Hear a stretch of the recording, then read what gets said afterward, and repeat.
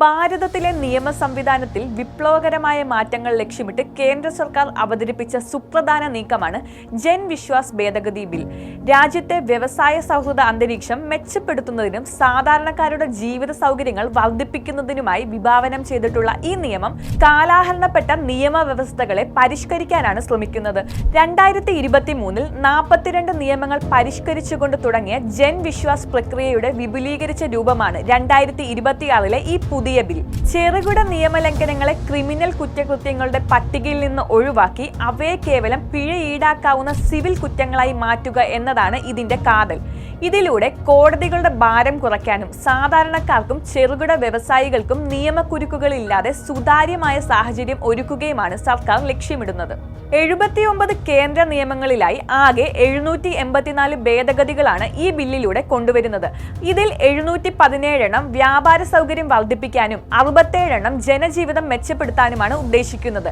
ജനജീവിതം സുഗമമാക്കുന്നതിനും വ്യാപാര സൗകര്യങ്ങൾ വർദ്ധിപ്പിക്കുന്നതിനുമായി കാലഹരണപ്പെട്ടതും അനാവശ്യവുമായ വ്യവസ്ഥകൾ നീക്കം ചെയ്യുകയാണ് ബില്ലിന്റെ പ്രധാന ലക്ഷ്യം.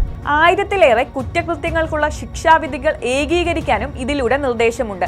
സൂക്ഷ്മ ചെറുകിട ഇടത്തര വ്യവസായ സംരംഭങ്ങളെ അനാവശ്യ നിയമക്കുരുക്കുകളിൽ നിന്ന് മോചിപ്പിക്കാൻ ഈ നീക്കം സഹായിക്കുമെന്ന് കേന്ദ്ര വാണിജ്യ മന്ത്രി പീയൂഷ് ഗോയൽ വ്യക്തമാക്കി. സാധാരണക്കാരെ സംബന്ധിച്ചിടത്തോളം ഈ ഭേദഗതിയിലൂടെ മോട്ടോർ വാഹന നിയമത്തിൽ വരുത്തിയ 20 സുപ്രധാന ഭേദഗതികൾ വലിയ ആശ്വാസമാണ് നൽകുന്നത്.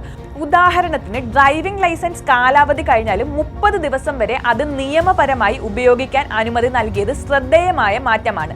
രജിസ്ട്രേഷൻ സംബന്ധമായ ചെറുകിട വീഴ്ചകൾക്കുള്ള ശിക്ഷാ നടപടികളിലെ ഇളവും ഇതിൽ ഉൾപ്പെടുന്നു.